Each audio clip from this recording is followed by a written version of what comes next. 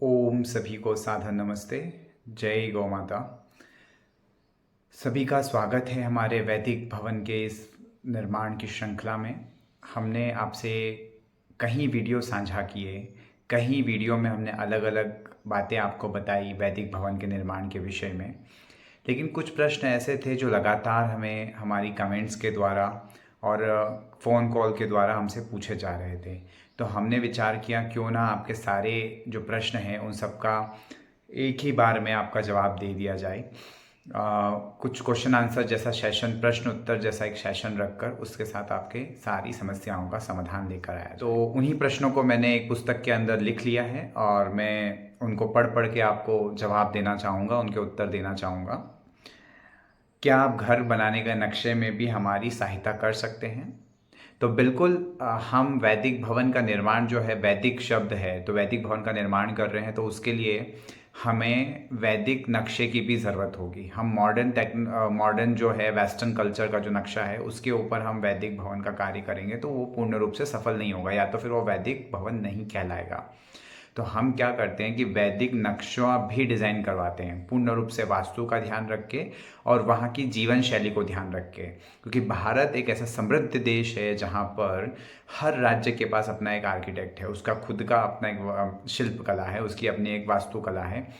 तो हम वहाँ का, मानो कि राजस्थान का घर डिज़ाइन करें तो राजस्थान की जो परंपरा सांस्कृतिक है, वहाँ का वातावरण है, वो सबको ध्यान में रख के वहाँ का डिज़ाइन करेंगे। गुजरात, हरियाणा, पंजाब, सब जगह का अलग अलग होगा, साउथ का अलग होगा, ईस्ट का अलग होगा। तो वहाँ पर हमारे पूर्वजों ने जो संस्कृति डेवलप की थी वो उसी के हिसाब से हम वहाँ के करेंगे। जैसे आप, एक छोटा सा एग्जाम्पल देना चाहूँगा, महाराष्ट्र की बात करें तो महाराष्ट्र में वाड़ा स्टाइल होता है। साउथ की बात करें तो अनल केटू होते हैं। गुजरात की बात करें तो गोल राउंड सर्कुलर शेप में जो कच्छ में भूंगा बनते हैं उस तरह के होते हैं। राजस्थान में हवेली होती है, वो भी पत्थर की मोटी दीवार वाली, क्योंकि वहाँ पर गर्मी बहुत पड़ती है। तो ऐसे अलग अलग जगहों को, राज्यों का हर एक का अपना आर्किटेक्ट है और हम उसी को ध्यान में रख के घर का डिज़ाइन करते हैं।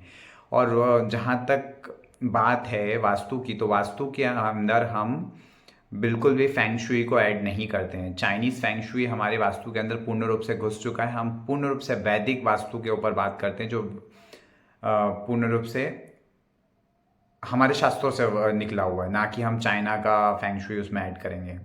ठीक है। दूसरा प्रश्न हमें प्राप्त हुआ कि चूना कहाँ से लेना है। ये सबसे अधिक बार पूछा गया सवाल है कि चूना कहाँ से लेना है। देखिए, चूना आप कहीं से भी ले सकते हैं। आपको करना क्या होगा कि चूने की टेस्ट करना होगा, आपको स्वयं से करना होगा।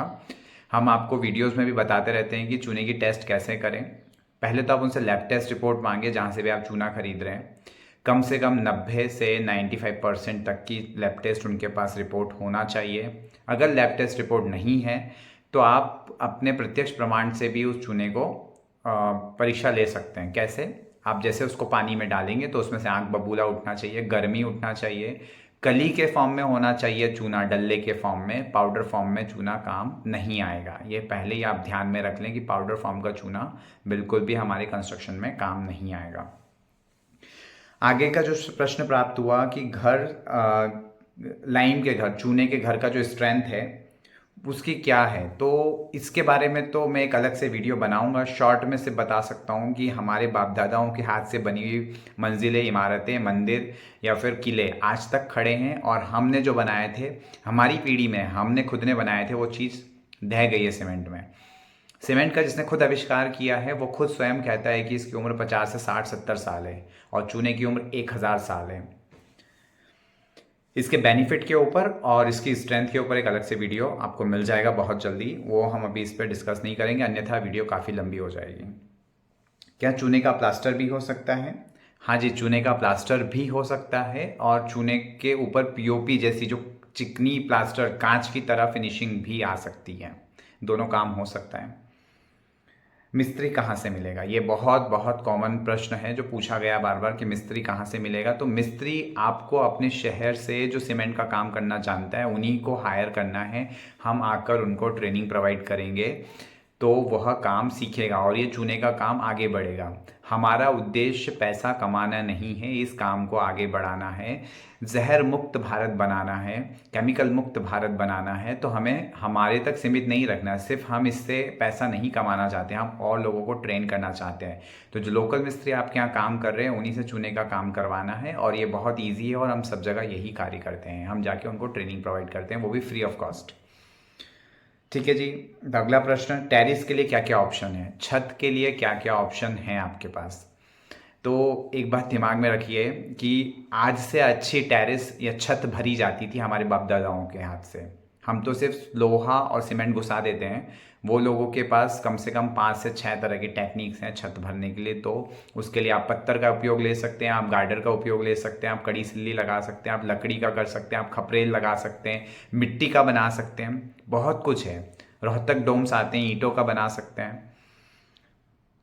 क्या आप घर बनवा सकते हैं? जी बिल्कुल, हम घर बनाने के लिए ही आपके समक्ष उपलब्ध हैं, और हम पूर्ण रूप से सहायता करते हैं कि आप कहाँ से कौन सी चीज़ लें, कैसे लें, कितना अनुपात लें।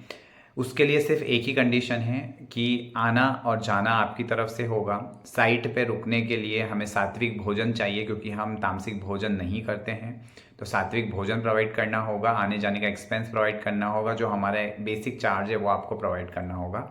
तो हम आपके यहाँ आकर काम सिखाकर आपको चले जाएंगे, बाकी काम आपको स्वयं करना है। और बाकी यूट्यूब चैनल है ही सभी के लिए फ्री, तो आप वहाँ से भी सीख सकते हैं।